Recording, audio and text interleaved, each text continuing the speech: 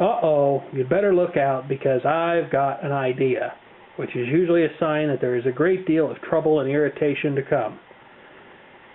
One of the things in life that I am fascinated with is the working of the human mind. Now, I suppose that might come as a surprise to some of you, but to others of you it probably won't. The mind fascinates me in a lot of ways. Now, I don't have any particularly special education, on the subjects of the human mind or anything like that.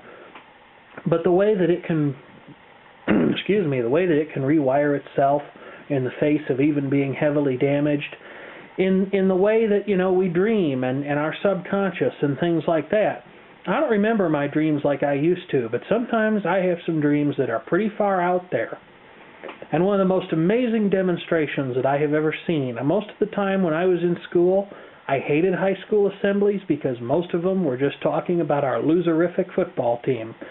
And that was pretty much the truth. In fact, I got permission from the secretaries to sneak out because I hated all the noise and I hated all the cheering and all that crap. It really didn't do a darn thing for me. But this one demonstration was held when I was a senior in high school. It involved this man who was a hypnotist. And he hypnotized a number of different people.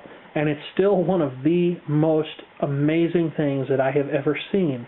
Because given my background in electronics and stuff, it was almost like you'd found a way to get in through the back door and, access a sort of debugging interface almost. It was like you defeated a person's personality and stripped away the layers of, what makes them who they are and turned them into something that more or less behaved as you told it to.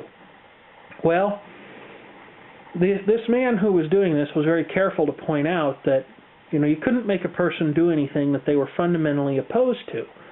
Now, he didn't ask, and I don't know, but some of the things he got those people to do, if that had been me, I know I would have had some objections on some level. I mean, it was nothing inappropriate, but he got them to dance like they were members of a boy band and stuff like that. It was really very funny at the time to watch it. And there was one kid who was really into boy bands, and I mean, you knew it. He played the part extremely well, much more so than everybody else.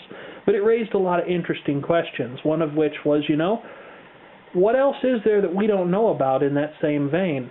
Likewise, what if you ask a person to do something that they don't know how to do? They don't have a clue. You just get failure to comply, or do you get an approximation? It was all very interesting to me. Well, this is another one of those things that is also interesting to me. Remember what I said about dreaming just a minute or two ago? Well, my parents tell me that I am quite animated in my sleep, as do my brothers. And my brothers talk in their sleep as well. But I have not only gotten up and out of bed and done things, but I have also been told that not only do I talk in my sleep, but I also get quite rambunctious in bed. And I've also been known to sing in my sleep. Well, I love playing with technology, and so that's what this video is going to be about. What I have here is quite possibly the world's cheapest CCD camera with an infrared lighting assistance on it. There's a bunch of IR LEDs on the front there and a photocell to turn them on. The technology to record the output of this camera is also very cheap. You can buy surveillance capture cards for next to nothing. They show up on eBay from time to time on the secondhand market. This was all of $30. I have no idea if it's any good, but I've got to hook it up and see here. So I have a couple of things. I have a power supply, a switch mode regulated power supply that somebody's cut the end off of. I have a couple of size K barrel style power plugs from Rat Shack, and I'm going to hook those up to the power connection on this camera. I also have, I don't know where they went, but they were around here a minute ago. I also have the needed BNC to RCA connection so I can get regular composite video out of this and hook it up to my beloved little $5 garage sale TV over here, which despite its small picture tube size, it really has an impressive rump on it. Anyway, the guy at Radio Shack told me they didn't exactly sell a lot of these male-to-male RCA cables. This is actually billed as being 50 feet of speaker cable. They had a 24-foot one, which is an odd length.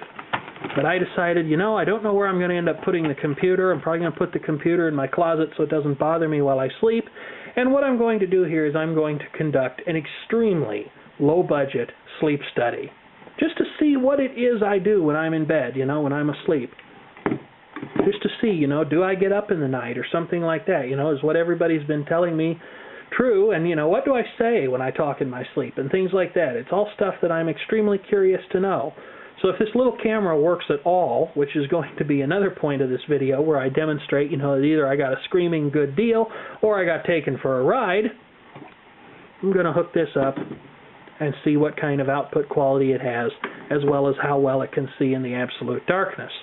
Now, since most of the surveillance digital video recorder cards that I know of can also record audio, I'm probably going to hang a microphone somewhere here in the room. I'll have to find one that's got good sensitivity and just see what happens, just out of curiosity. Just one of those things that I'm kind of curious about. And, maybe I'll post some stills here on YouTube so you can see what it is I do or something like that. I'm certainly not going to post a live-action video of my sleeping, because I'm sure nobody would want to see that. It'd be pretty boring. It might put you to sleep. So let me get my soldering iron warmed up and see what I can get into trouble with here. I would definitely have to say that Kodachrome, it is not. But this thing will definitely do for the job at hand. Let's just see how it does in pitch blackness, because that's the part that's really going to be important.